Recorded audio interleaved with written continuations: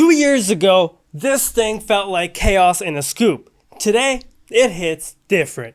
Smoother, cleaner, even a little happy in the head. Here's a quick version, TLDR if you will.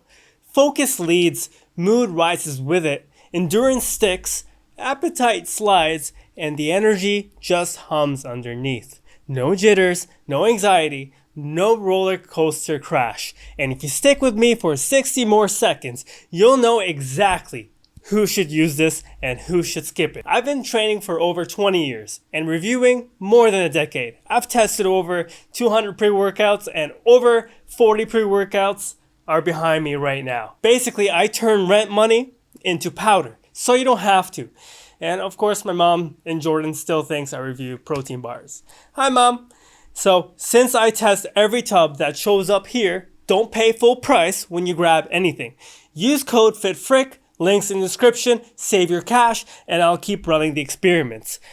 First sip is clean. About 20 minutes in, the lights come on. I'm awake, mood lifts.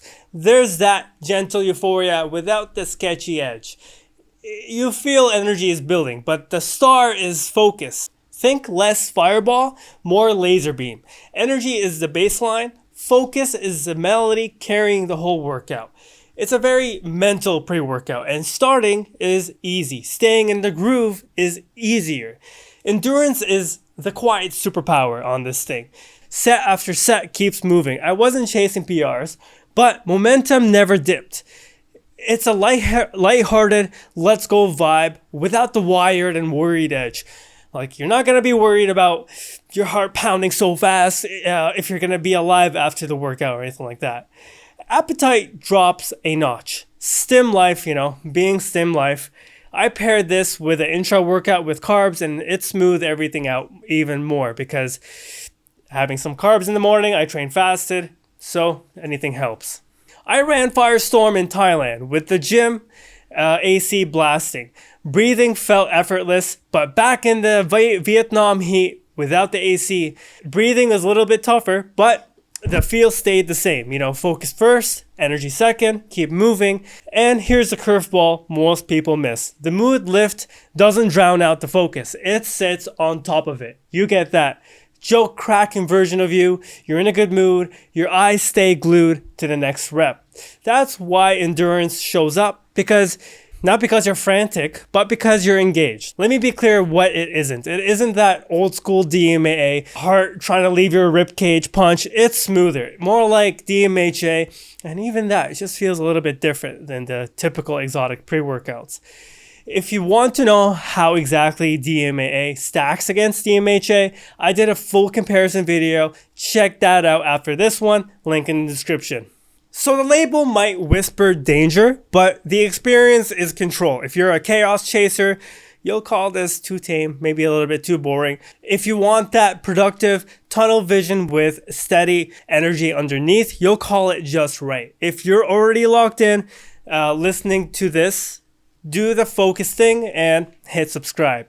88% of you watching are not subscribed. It helps more than you think. So day 2, same story, which is rare with exotic pre-workouts. Focus ramps like a wave with energy following behind it. Still, no jitters, no anxiety, no messy calm down. I finished training and I felt sharp enough to get real work done after. It was a very productive pre-workout because I was still in control after my workout. And that's the difference between fun hype and useful performance. You don't pay for it later. Here's the personality of this tub. It's the fun cousin in the exotic family, not the unhinged one. It's a productive one. Keeps you awake, keeps you upbeat, and keeps you moving forward without making you bargain with your heart rate. On days you want to build volume, stack quality sets, maybe even doing some heavy squats, and still leave the gym with gas in the tank for life, this hits. You might actually like this. On days you might feel like you want to ascend out or pass out, then pick something spicier. Quick reality check for stim historians. This doesn't time travel you back to 2011. That's probably why it's so usable. The euphoria is there, but it isn't like the main highlight. The point of it is the work. Strong or not, it's strong in a way that doesn't scream. If old DMA tubs were a siren, this is a noise canceling headphone with a motor underneath them. You move, you focus, you finish, you function. Use cases so you don't overthink it.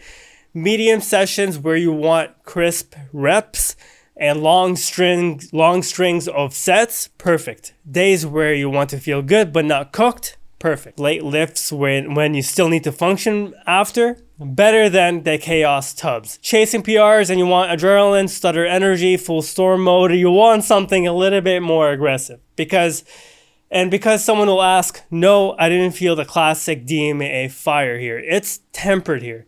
What I did feel is that DMHA style uplift working with focus instead of bulldozing it. That's why sessions stayed smooth. Instead of spiky, crazy energy, this is more tamed. If this saved you from wasting cash or pointed you to the right tub for the right day, tap subscribe so you catch the next one. It keeps me honest and it tells the algorithm you want real talk, not copy-paste hype. My final take after running it again after 2 years. Firestorm today is focus first, mood elevating, smooth energy in the background, endurance is excellent, anxiety is absent, the comedown is clean. It won't scratch a chaos itch, but it will make a lot of workouts better. I'm keeping it for productive days, volume days, not my pick for mayhem days, but not everything has to be mayhem to be good. And if you ever wonder whether DMA on modern labels is real or just marketing, I broke that down in another video. Check it out next. Links in the description. Drop your Firestorm experience below. Did you get the same focus leads, waves, or something different? If you're picking this up or anything else, use code FITFRICK. Links in the description. Save your money, and I'll keep making my Apple Watch nervous so you don't have to.